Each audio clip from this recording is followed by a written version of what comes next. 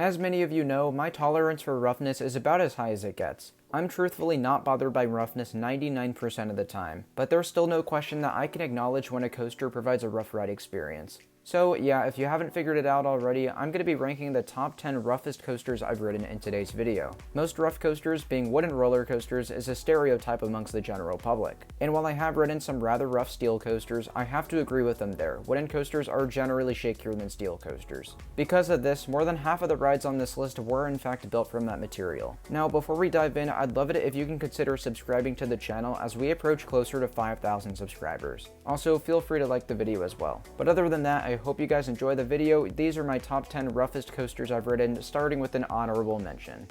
Kicking things off with an honorable mention, I did want to throw in White Lightning at Fun Spot Orlando in here. Like I've mentioned time and time again, I have a pretty high tolerance for roughness. Because of this and the general consensus that this is one of the smoother GCIs, I was surprised to come off thinking it was quite rough. Bear in mind that this was in late 2018. Now with all this said, there is something good that comes with the rough ride experience. There also happens to be a fun out and back layout and some solid overall pacing. It really isn't the most intense ride though, and when it comes down to it, White Lightning is just a whole lot of fun regardless of the few cons. But yeah, it's definitely rougher than many make it out to be.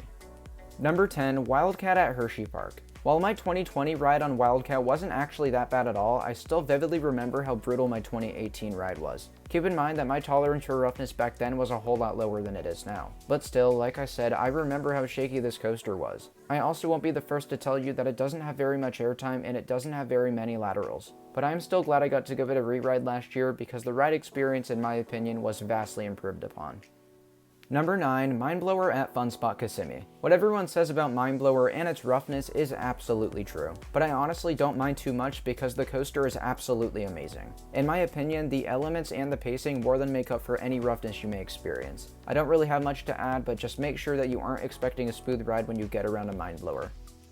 Number 8, X2 at Six Flags Magic Mountain. As much as I absolutely adore X2, I cannot deny that it is one of the most aggressive and rough rides I've experienced. Because of the first of its kind coaster technology, you can really feel the seats uncomfortably shaking around and causing your legs to slam back to your seat. Now, the reason this coaster doesn't place higher on this list is because I'm always having the time of my life on it and I'm never thinking about or acknowledging much of, if any, of the roughness. But with that being said, it's definitely there. Definitely there. And even as a guy who ranks it in his top 5, I have to admit that it's simply true.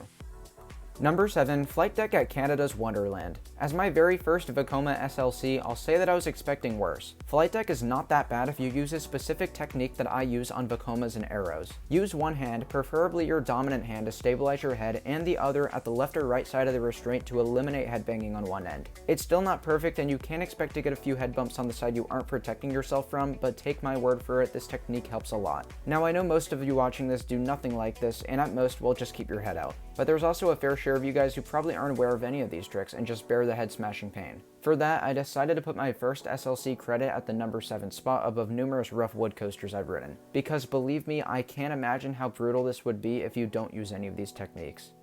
Number 6, Corkscrew at Cedar Point. A similar thing can be said about Corkscrew as with Flight Deck. For this, I simply hold tight onto the over-the-shoulder restraints and keep my head out to avoid headbanging. But again, it's a similar story here, as in if you weren't aware of that technique, you can really have an unpleasant ride experience. I am fully aware that Corkscrew is a very old coaster, so obviously you should be expecting a rougher ride. So my best advice is to do what I say and try to avoid the headbanging to the best of your ability. Number 5, Grizzly at King's Dominion. This one is an interesting pick for me. Back when I first rode this coaster, like my first ride on Wildcat at Hersheypark, my tolerance for roughness was much lower than it is now. I can, however, confidently say that this played a big role in my vividly uncomfortable experience on Grizzly. Now I know I've said this next part in other videos, but when I got around to riding Grizzly's mirror replica, Wild Beast at Canada's Wonderland, I did not think it was bad at all. So you know what, when I return to the park this year, I'll be sure to give Grizzly another chance. I have full faith that I'll appreciate the ride much more than I used to, especially after a night ride, which I hear is a must. Number 4, Thunderhawk at Dorney Park. Similar to the aforementioned Wildcat at Hersheypark, this coaster was not running too horribly rough in 2020, but oh man, I cannot say the same thing about my 2018 ride experience. And also, take it lightly when I say it wasn't running horribly rough last year, because it's still pretty bad compared to most other wooden coasters. But Thunderhawk is nearing 100 years old, so it's completely understandable to why it's this way. With the shaky ride though, I cannot deny that the layout is quite fun and is actually pretty enjoyable. Just make sure that you aren't on a wheel seat, and then I wouldn't call the coaster unbearably rough. Number 3, Wildcat at Lake Compounce. I tend to avoid complaining about this ride as much as I can since it was a miracle that I even got the credit at all. The ride opened ahead of its scheduled maintenance back in August 2020, meaning I was able to get another old school coaster credit under my belt. Now, with the poor reputation that Wildcat has, I was surprised to find that it wasn't all awful. Like I said, it's quite the freaking rough ride, but it's not the worst ride in the world otherwise. Just know that this coaster is probably around as rough as its reputation suggests, so don't ride on a wheel seat please. But other than that, I did like the old school layout. I thought it was a decent ride. Number 2, Giant Dipper at Belmont Park. It's a shame that Giant Dipper is as rough as it is. The ride originally opened in 1925 and I ride it multiple times every single year because it's located just a half hour from my house. While I do enjoy the historical value of the coaster and can cherish the fact that I have a vintage wooden coaster in my backyard, my past experiences have proven one thing time and time again: that this coaster is rough as fuck. The valleys in some sections aren't profiled the best, and even for the sections that aren't poorly designed, it still beats you up pretty bad. Oh, and avoid a back row wheel seat ride at all costs because it will try to knock the teeth out of you. Number 1, Blue Streak at Conneaut Lake Park.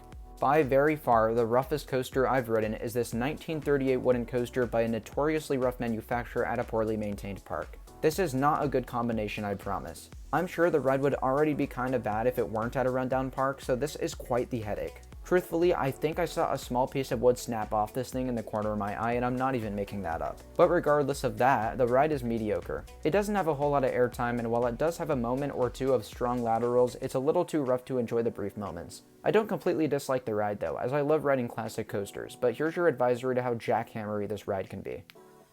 Thank you all so much for watching today's video. While this topic was a bit on the negative side, I still appreciate some specific things about each of the coasters on this list. But I figured that this would be an interesting topic to make a video on, so I stuck through it and came up with this list. If you made it to this point of the video, I'd love it if you can consider subscribing to the channel and liking the video if you found it interesting. Also, feel free to drop a comment below about the roughest credits you've obtained over time. I'm sure there's many rides that I've not ridden that are even worse than these ones that I mentioned. But with that being said, that's just gonna about wrap things up. I hope you all enjoyed once again, and I'll see you all very soon. Bye guys.